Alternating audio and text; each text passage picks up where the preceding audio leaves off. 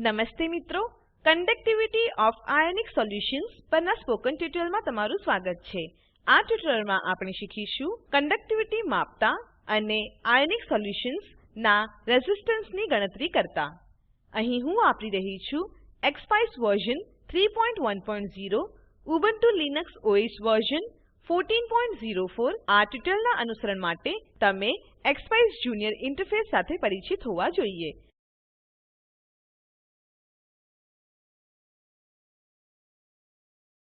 પ્રથમ ચાલો વાહકતાના સોલ્યુશનને વ્યાખ્યાયિત કરીએ. સોલ્યુશનની કન્ડક્ટિવિટી એટલે કે તેના વીજળી વર્તણૂક ક્ષમતાનું માપ.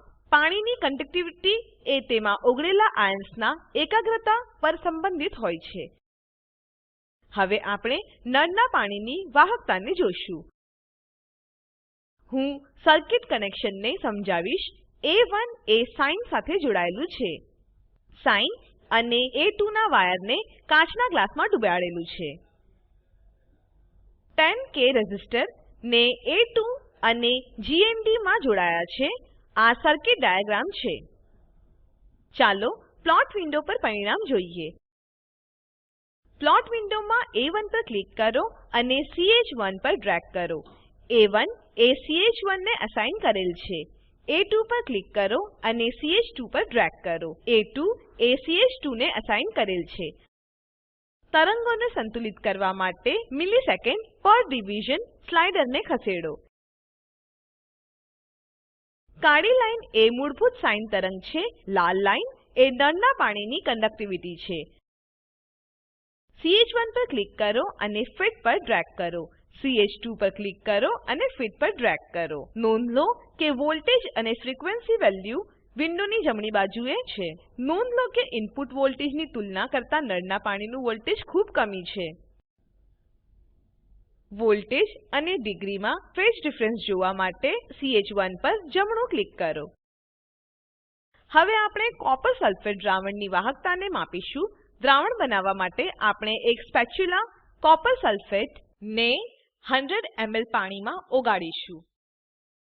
તે જ કનેક્શનમાં સાઇન અને A2 ના વાયર કોપર સલ્ફેટ દ્રાવણમાં ડુબાવ્યા છે. પ્લોટ વિન્ડો પર આપણે કન્ડક્ટિવિટી કર્વ જોઈ શકીએ છીએ. લાલ લાઈન એ કોપર સલ્ફેટ દ્રાવણની વાહકતા છે.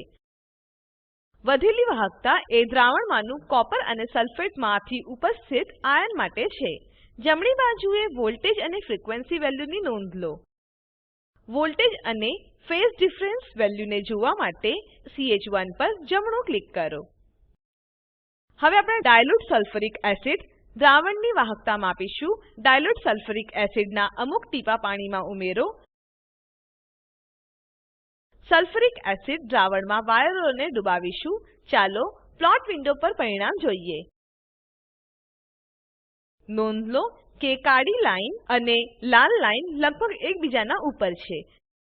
નળના પાણીમાં અમુક ડાયલ્યુટ સલ્ફ્યુરિક એસિડના ટીપા ઉમેરતા તેની વાહકતા વધે છે. જમણી બાજુએ વોલ્ટેજ અને ફ્રીક્વન્સીની વેલ્યુની નોંધ લો. ડિગ્રીમાં વોલ્ટેજ અને ફેઝ ડિફરન્સ વેલ્યુઝ ને જોવા માટે CH1 પર જમણું ક્લિક કરો.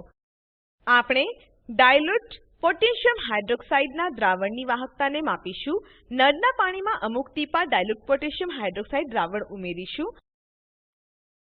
આપણે જોઈ શકીએ છીએ કે કાળી અને લાલ લાઈન લગભગ એકબીજાની ઉપર છે. નોંધ લો કે નળના પાણીમાં અમુક ટીપા પોટેશિયમ હાઇડ્રોક્સાઇડ દ્રાવણ ઉમેરતા વાહકતા વધી છે. વિન્ડોની જમણી બાજુએ વોલ્ટેજ અને ફ્રીક્વન્સીની વેલ્યુની નોંધ લો. ડિગ્રીમાં વોલ્ટેજ અને ફેઝ ડિફરન્સ જોવા માટે CH1 પર ક્લિક કરો.